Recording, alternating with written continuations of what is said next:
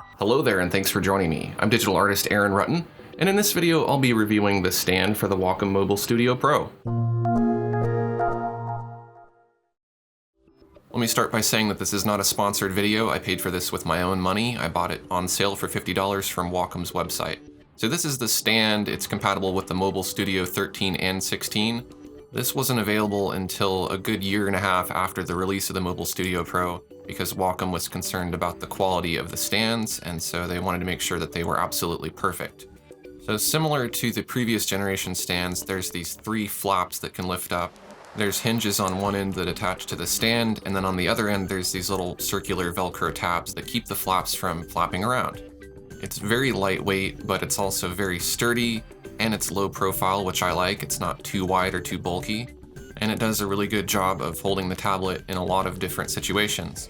So here's what comes in the box: some instructions, and then a kit to replace the clips, which are these things right here that will hold the stand onto the tablet.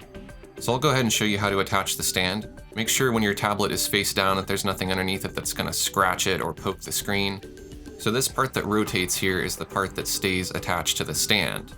Now there really isn't a right or wrong way to attach the stand as far as which end goes up or down. That depends on your preference, whether you're right-handed or left-handed, or which angle you prefer. Now I'm gonna do the highest angle setting, so I'm gonna have this rotation end facing up towards the top of my tablet. The top of my tablet, or upright, is going to be the end with the RealSense camera. If I just align that little metal bar into the slot and push down until I hear a click, then it's attached. And then all you need to do is lift up on the other end, reach underneath and pull out one of the little flaps here. I'm going to choose the highest setting, line that up with the slot, press down until it clicks, and you can see if you lift very, very gently that it is attached pretty securely. Now if you pull really hard, it's going to detach. So don't try to carry your tablet holding only the stand, because it'll probably fall and break. So if I were to attach the rotating end of the stand to the bottom of the tablet, then I would get the three lower angles. However, if I attach the rotating end of the stand to the top of the tablet, then I get that single upright angle. You can also lock the stand flat, just lower the stand down and press on the little Wacom logo until it snaps in.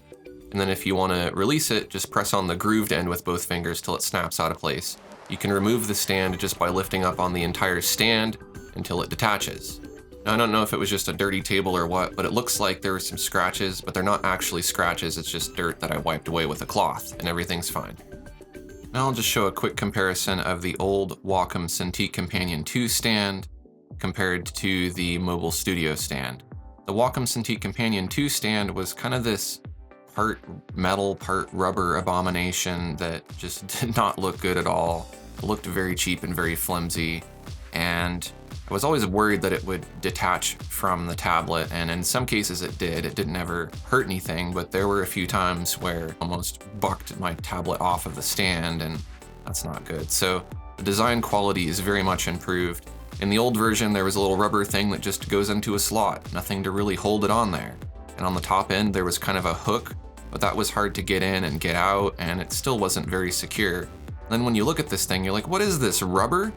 Come on. It's a cheap stand. It did the trick though, it held the tablet up, but this is much better. It's very firmly attached. If I tap on it, it's not gonna wobble, it's not gonna slide around, it's not gonna shift, it's not gonna release from the back of the tablet unless I want it to. So here it is set up on my desk. I have it set at the highest angle right now, which is not quite upright, but upright enough to be able to work comfortably. And I kind of like this angle. It lets me see my screen kind of spot on, and it's about the same angle as I have my Cintiq 27, so it just feels like a mini Cintiq. Now I'm going to switch it to the lowest angle, and I'm going to flip the screen 180 and make sure auto rotate is on so the screen rotates. And now it's really low to the table. It's almost touching the table on both ends, but elevated enough. Now if I slide it around, there's a rubber grip on the bottom, so it actually grips my table very well and doesn't slide around too much unless I want it to. Drawing on it with the pen doesn't make it slide around, and so it's very, very stable when you're drawing. Now I can see this flat setting being really nice if you have this on a desk and the desk is kind of like right over your lap.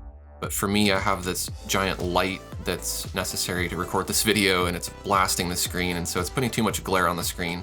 So I'm gonna go ahead and try another angle. It's very easy to change the angles on the fly. You just lift it up, reach back there, and change the angle. Still getting a little bit of glare, but not much I can do about that. From the angle that I'm sitting at, there's not a lot of glare, but the angle of the camera makes it look like there's horrible glare, but I assure you it's not that bad. So this is kind of the middle angle for the low angles. I think this is nice. And then we can also try it sitting in my lap at the middle angle. And in my lap, it's actually very comfortable. It sits in your lap very well. It rests comfortably on your legs, and it's very stable and very secure. It doesn't feel like it's gonna fall even if I start shaking my legs like this. So even if you're moving around, it's not gonna fall off your lap. So I'm just gonna swap it to the lowest setting. I'll just pull it out of the slot there, switch to the smallest flap, press that in until it clicks, and now it's a little more flat. But even at this angle, it still rests comfortably on my legs, and it's still very stable. So now let's go ahead and swap it to the highest of the low angles. I'm going to switch to the longest of the flaps here, and just snap that into place. And now it's more upright. So I think the middle and the high-low settings are actually the most comfortable for being in my lap. I like those a lot. This is way easier to draw on than many of the other portable tablets that I've tried, as far as being able to sit in your lap. Now it's important to be able to get rid of the stand when you don't need it, but not have to completely detach it, so I'll just detach it, snap it onto the back into the closed locked position, and now it's on there. It's not going to go anywhere, but it's also not going to interfere with my tablet. The Cintiq Companion 2 stand would come detached and kind of flop around a lot, and it wasn't very securely attached in my opinion. So this is nice, and it doesn't stick out too far from the back. It's very low profile. It doesn't add a whole lot of weight to the tablet. You can also hold it with your knees if it's sitting in your lap, and you can kind of grip the side of that stand to keep it more stable. And then it kind of rests on your legs on the bottom of the tablet as well. So that's also another way you could hold it. And here you can see it just sitting up on my knees and resting like that. And that actually works pretty well, and it's quite comfortable. So I'm really happy with this stand. It's an improvement upon previous designs, and it complements the MobileStudio Pro really well. If you want to pick up one of these, there's a link down in the video description. Like this video if you enjoyed the review, and if you're new to my channel, I'd love to have you subscribe. I have a lot more reviews of digital art products like this. Thanks for watching, and I'll see you next time.